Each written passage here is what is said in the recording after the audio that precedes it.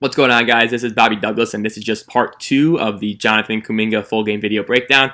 So let's get right into it here. Again, number 0 in the white. I apologize for the video quality. It's the best that I could find. But he is in this corner right over here. So just keep an eye on him. And yeah, we'll watch him play for the second half. This first half, obviously, again, right there showing right off the bat, we talked about in the first half how he was pretty instinctual when it came to, kind of moving off the ball and crashing the basket. Perfect example of it right here. Just watch him crash right down the middle of the floor. He can't get that one to go because Nick Richards is just... Is that Nick Richards? I don't even know who that was. Did he even start for them? I don't even know. But it was somebody that had a really nice block on Kuminga. But again, you kind of just see the, just the overall, just kind of the bucket getting moves around the paint that Kuminga always does. And so I think that's something that's pretty valuable. Right there, pretty good contest out on the perimeter. Let's watch him again here. Again, so he kind of stunts a little bit too aggressively for my liking, but credit to him for getting back. It looks like it was a fumbled pass too. But good overall contest from Kuminga, even though you're kind of seeing the defensive rawness come into play a little bit with the overhelp when he's one pass away, leaving an open shooter. Luckily, that pass wasn't really on point. But just kind of showing that type of... that type of seasoning that he probably needs a little bit more of.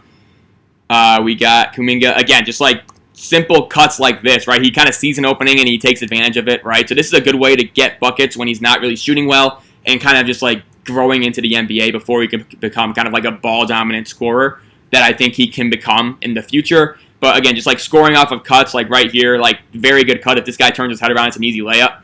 But they can't get it to him. But I think that's a good way to kind of get balls in the basket, especially early in his career, as he kind of refines that jumper, kind of becomes a little bit more comfortable scoring at all three levels, especially the three-point line and mid-range. So, that's something that I think he could do well in the NBA from day one. And we got a rebound right here for Ignite. And here we go. This is Jalen Green. Let's see what he does. Not much. Kuminga going to come up on top. He can't get anywhere. And here we go. So again, he's going to shoot that three. Pretty bad miss. Again, he has a lot of these bricks. But, maybe he could have backdoored right here, but he opts for the three-point shot. And again, you can see the form, there's a little bit of a hesitation at the top of it, right? Trying to get it perfectly aligned, I think, before it goes up. And I think, as he improves as a shooter, I think he should really try and just kind of, learn to shoot in imperfect situations, right? Have that flexible release, things like that. Kuminga, another decent run out right here. Let's watch what happens. So again, scramble situation. Kuminga just kind of is the closing end of that. Decent closeout right there. Maybe a little bit late to react, but overall gives that effort. So that's encouraging. And yeah. And here we go. So this is Kuminga left wing. Going to get this side ball screen. Rise and fire from the mid-range, and that's the type of thing that Kuminga can offer. This is where he kind of looks like Jason Tatum in a way, where he just kind of it's just so easy for him at times, right? Just off the dribble, the fadeaway, he can get his shot up over almost anybody in the league. And again, just super smooth, right? That was probably his best overall bucket, I would say, of the day. And it kind of gives you a glimpse. I apologize, I don't mean to be ripping on Scotty Barnes, because again, I have him 6th, but I think there is such a noticeable gap between 5 and 6 for me. It's right there. Kuminga wasn't looking at the ball. But you don't see Scotty Barnes shooting that off the dribble, pull up off of 2 feet, rise and fire type of action, right? And if you do see him shooting it, you don't see him making it, right? And so again, the overall shot making for Kuminga, I think was pretty encouraging given his numbers. Obviously, I know they're not great, probably actually poor, but I think just kind of the flashes that he shows right there, maybe got a little bit too overzealous with this pass. But I like what he's thinking. I like the idea, right? He's looking for this guy. This is way too tight of a window to be throwing this dart, right? I don't even know who he was throwing to even. Yeah, he's saying my bad. I mean, duh. But yeah, again, sometimes he struggles with decision making, but I do think the passing vision, at least in a secondary sense, is definitely there. And right there, kind of a scramble for G League. Ignite defensively, but they got out of that jam. And here we go again. Kuminga, really nice job here. Just kind of redeeming himself from that last possession, right? Simple over-the-top pass. Sees an opening, sees this guy, I think, right here. I think this is Snead. he's kind of helping up, and easy lay-in for, I think that's Brandon Ashley, former Arizona guy. But you see Kuminga, again, I think he's a very solid passer, given how raw other aspects of his game are.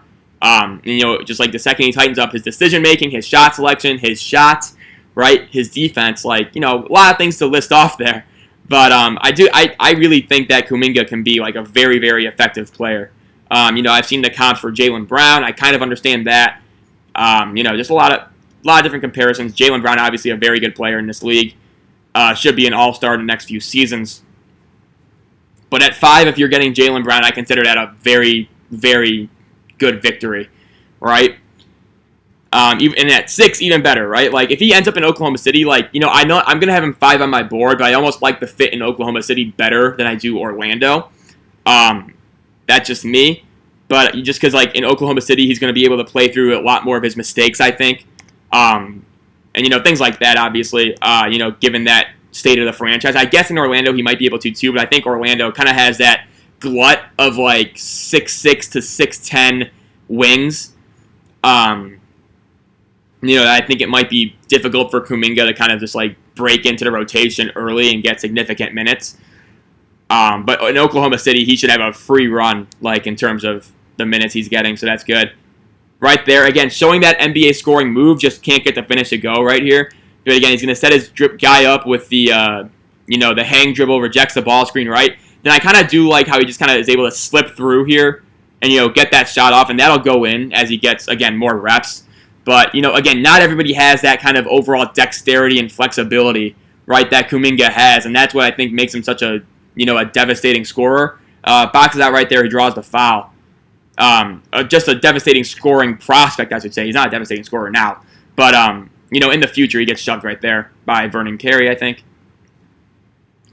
And, yeah, I think that's kind of where he separates himself from the rest of the pack because, in Scotty Barnes' case, it's the fluidity he has. In the James Bouknight case, it's the size that he brings, right?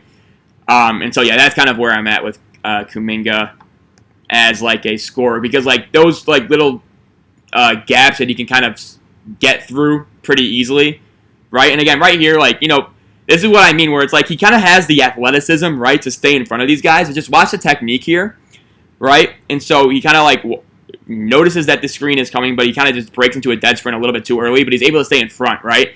Now, if he can really just kind of, stay in that stance longer, right, I think he becomes, a very, very good defender. He's a project guy, but at 5, you're not going to really get the upside, I think, elsewhere compared to Kuminga, I think. And so, he's going to have his growing pains, probably won't have a very good rookie year. I wouldn't even be shocked if he doesn't make an all-rookie team, right? Kuminga with the 3 right there, and this is this is one of those plays where you're just all right, he's going to shoot this, and it looks like a moon ball, right? And so a lot of times I feel like he doesn't really follow through with his wrist a whole lot, so it kind of leads to that kind of lofty, that really high shot. You see right there. Let's see what happened here. So on the rebound, right, it's going to be Kuminga is the low man. Let's see. Yeah, I think he just mistimed his jump right there. Or he didn't jump, and he had to worry about the guy in the corner right there. Not super, not totally on him right there. Nick Richards, though, have a day.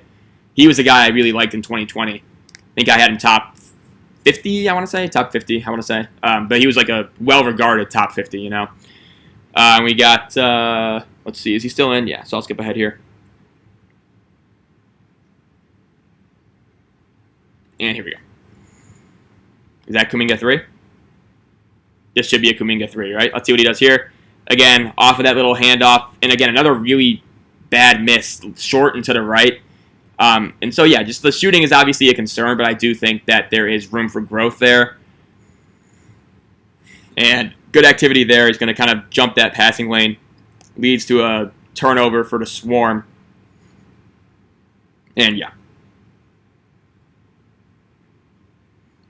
But yeah, I think as a rookie, you're not really drafting him for his rookie season, I would say, where you might be if you're drafting a Chris Duarte or someone like that, who's pretty old, and so he can contribute right away.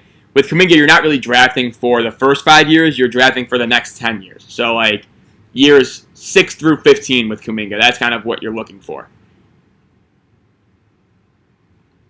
That was a nice little play by the three youngins on the G League Ignite team. So watch this play. Kuminga's going to get the ball in transition, right? Kind of drops it off to Dacian Nix, right? And then Isaiah Todd, really nice job running on the floor. Although he was more or less just kind of like jogging up the floor, but he was able to still get separation and finish with a dunk off the Dacian Nix pass. Dacian Nix is one of the more just confusing prospects, I would say. Just because like he was pretty out of shape in the bubble, but now he like lost, I think, 20 pounds or something like that. And then like obviously in the G League bubble, I thought he was a really good passer. That was something that I thought looked good from day one. But he just doesn't really score at all. And so like I'm kind of thinking of him as like kind of like, I don't even know. I really don't even know. Maybe like a rookie season Lonzo Ball, right? Where he's averaging like 7, 7, and 5 or something like that. You know, something like that. Maybe like a, you know, something like that I would say is kind of where I see Dacian Nix. But again, I think he'll probably be like top. Like that's a really nice pass from, that's an awesome pass from Dacian Nix actually. Just a full court launch to Jalen Green. Again, Kuminga calling for the lob. Not going to get, yeah, you can see the timing was off between Green and Kuminga, right? You know, he wanted the lob. Green, I think, kind of slipped and got bumped. And so that was going to lead to a turnover. And are we back? Yeah. Not much involving Kuminga right there.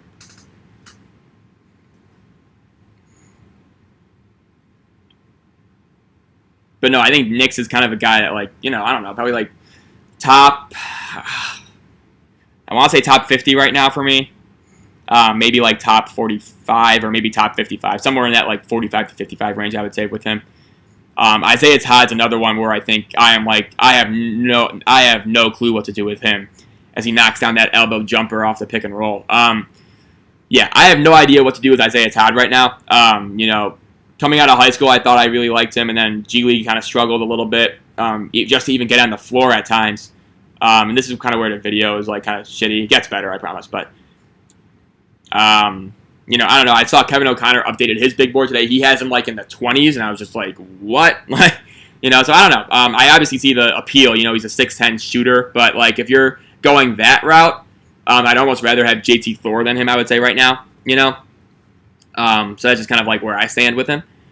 But, you know, we'll see. I think, is Kuminga out right here? Yeah, Kuminga's out right here for about like 20 minutes or so of YouTube time, so I'll skip ahead. 142. So end of the third quarter, and then right here he'll be back in, I think with like under 7 left in the fourth. And you can see G League Ignite. Like, I thought they competed really well in this bubble. I think they were around a 500 team. They made the playoffs. I think they lost in the quarterfinals, but you know, they were like a really solid team, you know, given how many, you know, young players they had. We got, let's see. Yeah, here we go. We're back here. So props to them, and I'm really excited to see what they do next year because they're going to get, who do they have? They have Michael Foster, I think, is in the G League.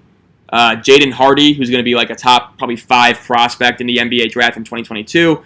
Scooter Henderson, who is the first guy to just leave high school and go play. So yeah, it'll be interesting to see what they end up doing next season. And, you know, it's going to be the first guy with Scooter. It's going to be the first guy that has 2 years of G League experience before he enters the draft, which will be interesting. But no, I thought the G League team was kind of a success this year. You know, they didn't really get a lot of the buzz of college basketball, but I think as the G League kind of grows and as they get all 30 of their teams kind of up and running again this season, I think it'll get better in terms of overall exposure. A lot of these games were on, I think every single one of the G League games were, for at least for Ignite, were on ESPN Plus, if not like ESPNU, right? But I do think like as it gets a little bit more established, it should be a better overall program for these guys. Right there, Kuminga, really nice job. This is just, again, this is what I mean with just like the overall feel that he kind of possesses as a passer, right? So he's running the floor super hard, going to get this outlet pass and then a little drop down pass to Isaiah Todd for an easy dunk. Those are the types of plays that you're really kind of just like, okay, like Kuminga's kind of showing you a little bit more than you maybe anticipated, right? And so I think that's something that, for me at least, kind of helps him in his case to be a top 5 prospect.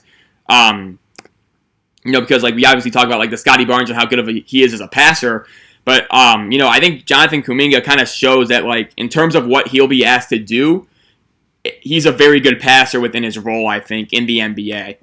We got 5:48 left. Kuminga kind of on that weak side right now, and looks like we're going to get almost a turnover, backcourt violation. And here we go. So let's see what we got here. It's kind of just Jalen Green trying to get something. Let's see what Kuminga does.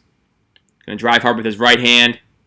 And again, like, these are types of shots that I think he'll be able to hit with with some mechanical things kind of straightened out. But just kind of like these hard 2-dribble drives and then that kind of like stop and pop, rise and fire type of deal. I think he could get that going. Like, then he becomes unstoppable because you have to guard that. You have to worry about him getting to the rim. You know, like, there are a lot of things that he does. He does kind of settle for a lot of those mid-range 3-point jump shots. I wish he would kind of attack the rim a little bit more in the half court. But that wasn't really what they wanted him to do, I would say, with Ignite. You know?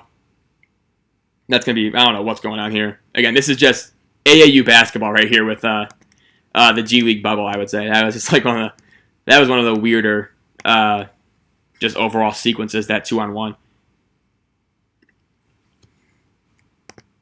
And here we go. 5 minutes left in the fourth. Horn set for G League. And Dacian Nix, nice finish right there. His ability to kind of just like manipulate ball screens and stuff. I think he was kind of known as like a scorer coming out of high school. He's a fantastic passer. You know, one of the better ones I think in the class.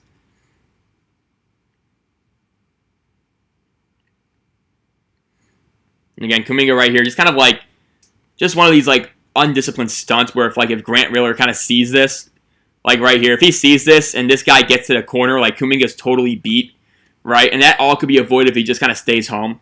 You know, just kind of like working on those things in terms of like, you know, overall defensive feel, things like that. I think, again, all the tools in the world, all of you could ask for physically from Kuminga. It's just like, you know, kind of just like working on like the more technical aspects of the game.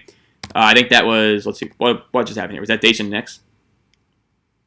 Oh, no, it was just, oh, yeah, here we go. Okay, this is a fun little play. Showing that elite and quick explosion vertically that Kuminga has, right? Off the putback, Kuminga just is able to float in the air and then finish that with the dunk. Really nice shot from Kuminga. Again, just showing you that vertical explosion that he has. You know, and again, like, not many guys kind of have that, where he's just so quick off the ground. You know, actually, you know, Jalen Green kind of has that, but even him, I think he takes a little bit longer than Kuminga to kind of load up. Like, Kuminga could just explode immediately, right?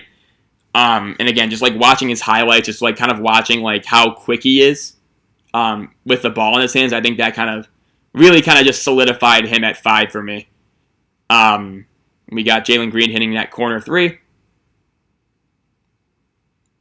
And here we go, Kuminga, right corner, defensively. And again, so like right here, like this is just kind of one of those things where, okay, so his man's gonna, the second he kind of like cheats up, watch his man, right?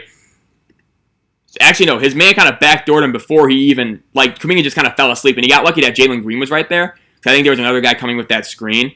But yeah, just kind of like those little things that you kind of see where he'll get beat, he'll get caught ball watching, right?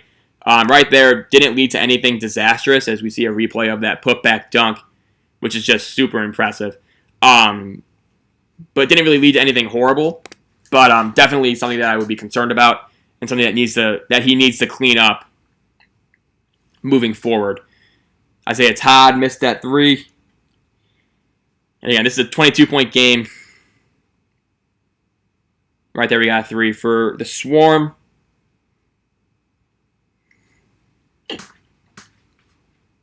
Let's see. I still think Kuminga needs to hit another 3, if I'm not mistaken. So we'll see if he hits one here. And again, I think, like, right there, like, see what I mean? Just kind of putting pressure on the defense as a cutter. You know, so he sees Jesse Govan, I think, posting up. He kind of catches his man's kind of, like, watching him. So what does Kuminga do? Like, he just is going to show cut, right? And then he creates space that way, which I think is really impressive. Is he going to hit this 3?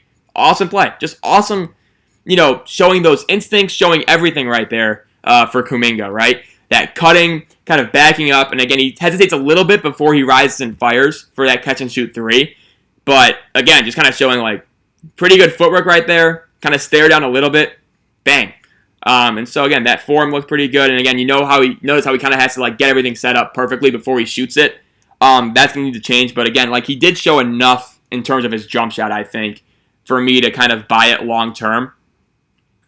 And yeah, right there, good example of that. Just kind of, setting his man up with the cut, creating space off the ball, and then finishing with the three. Right there, Knicks can't connect with Kuminga on that lob. That I don't even know what that was. But again, there's a replay of it right here.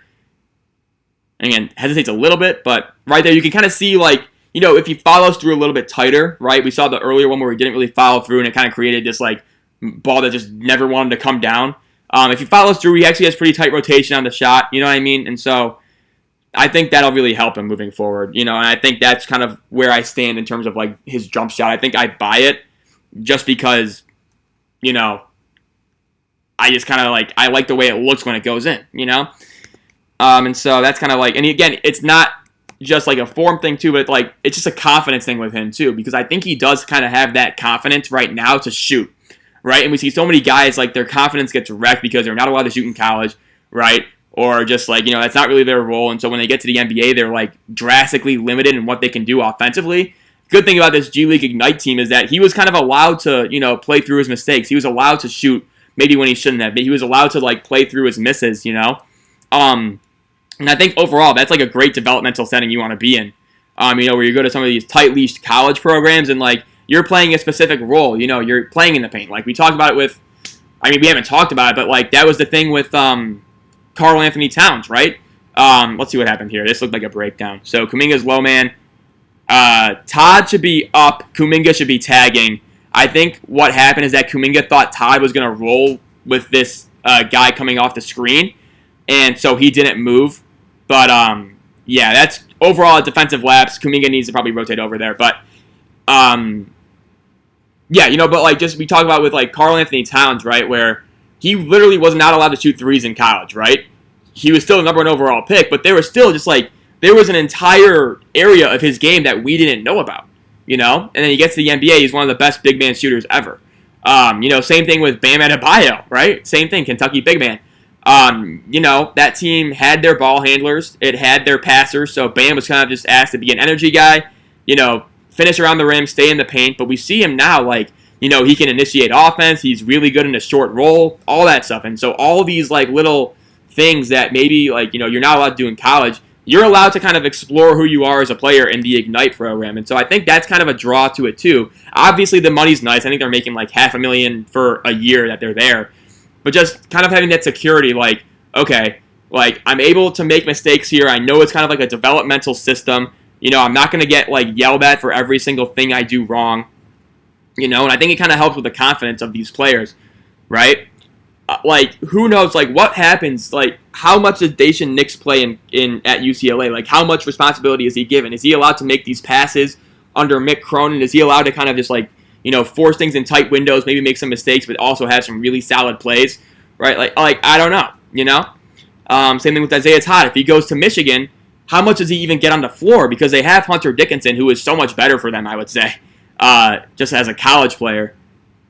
Like, how much does he even get on the floor? And so I think with this Ignite program, like, you're pretty much kind of guaranteed at least some sort of platform to kind of work on your game, right? And so, yeah, let's see what we got here. We got Daishen Nix, 45 seconds left in the game. Ignite's up by 15. Not much going on. It looks like Isaiah Todd's going to take the worst shot in basketball, that catch and shoot long two. Looks like loose ball, and here comes the swarm. Grant Riller, I think that is. He was a guy I liked.